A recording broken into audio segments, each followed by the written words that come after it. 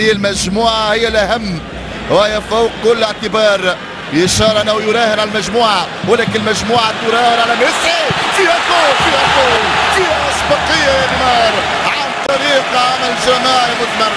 الوان سريع، البارسا يخترق دفاعات بركنتي ونيمار يضع حد ليكسر حاجز التعادل السلبي، ليكسر الصمت في الكابنو. نيمار دا سيلفا يوقع على اسبقية بلغرانا 1-0. البارسا يتقدم على السيرينتي. تغيرت النتيجة ونيمار كان في وضعية مناسبة لوضع الكرة داخل الشباك. ميسي يلتف ويمرر لمسة باتجاه سواريز لم يكن اناني، يلعب على المضمون، مرة للنيمار. نيمار كرة في الجول، كرة ذهبية 4 مرات للدولي. سنتابع هذه الكرة الثانية والثانية هذه المرة عن طريق الأرنب الألباني هو الملقب بالسيركول. السير يجد طريق الوصول لمرمى بريكيتشي بانطلاقة سريعة. لويس سواريز يغالط من خلالها الحارس تيتون البولندي. 2-0. البارسا يتقدم الحساب. منافسة المتواضعة، منافسة الفريق اللي لا يمتلك الامكانيات والمقومات اللي تمكن من الوقوف والصمود امام البارسا. هنا محاولة يموه سواريز ويمر وبعدها يسجل.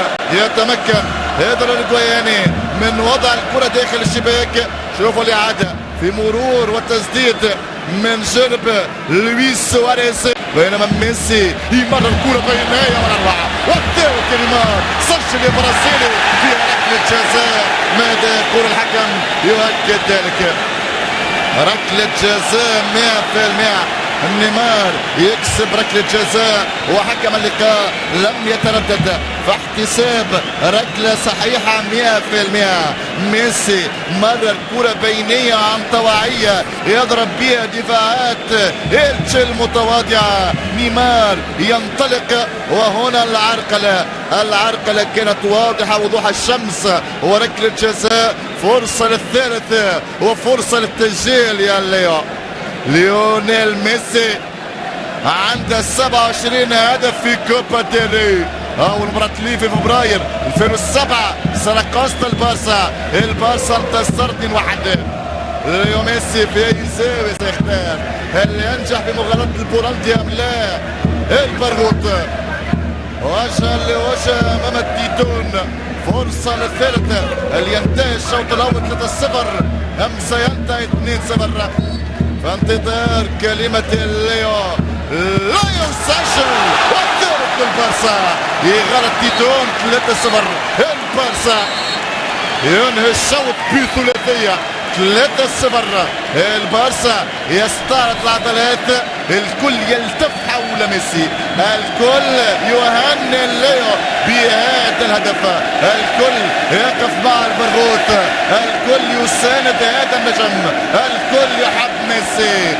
جماهير البارسا رحيل ميسي بمثابة الكابوس، ولكن ميسي أكيد سيفضل البقاء لأن إدارة البارسا والجماهير ستمنح ليو ميسي كل الصلاحيات. ميسي غلط تيتون والشوط الأول ينتهي للبارسا على حساب إلتشي ب3 أهداف دون مقابل. مشاهدينا الكرام، ملتقانا بكم وإياكم سيتجدد عند البارسا اللي يلعب بسهولة تامة في مناطق إلتشي. ميسي مرر فيها رابع هذه المرة عن طريق جوردي ألبا. ما أروع تمريراتك يا ميسي، ما أروع بينياتك يا بروت، ما أروع كراتك يا أرجنتيني. ميسي بكرة بينية مررها يضرب بها دفاع إلتشي والرابع يسجل ويدون لفائدة البارسا. جوردي ألبا يوقع على رباعية. سنتابع الإعادة وسنتابع ونشاهد البينية اللي مررها بذكاء ولمسة كانت حاسمة من جوردي ألبا. اختراق كان ولا أروع لجوردي ألبا، والتمرير أيضا التمريرة اللي كانت بشكل ممتاز. ميسي اليوم لعب دور صانع الألعاب في الشوط الأول. مرر كرة بينية أسفرت عن ركلة جزاء بعدها ركلة نيمار نيمار هي التسديده والخامس يا برازيلي. ما اروع هذه التسديده، ما اشمل هذه الكره، وكره نيمار في المرمى في غايه الروعه، في غايه الدقه، في غايه التركيز. كره نيمار تسفر عن خامس اهداف البارسا 5 الجيل. صوب كرة على الوصول كما ينبغي سددها. أولي أولي، هدف نيمار عالمي، هدف نيمار خيالي. علم الجزائر يرفرف في الكامب نو، وان كان البارسا عنده شعبية كبيرة في مختلف الدول العربية، شعبية اكتسبها البلاوغرانا بجيل الذهبي، جيل التيكي تاكا، وقبل ذلك رونالدينيو، ذلك الجيل اللي تمكن من تحقيق ألقاب عديدة، صال وجال وحقق الألقاب ونال الأعجاب. البارسا اللي أصبح في الوطن العربي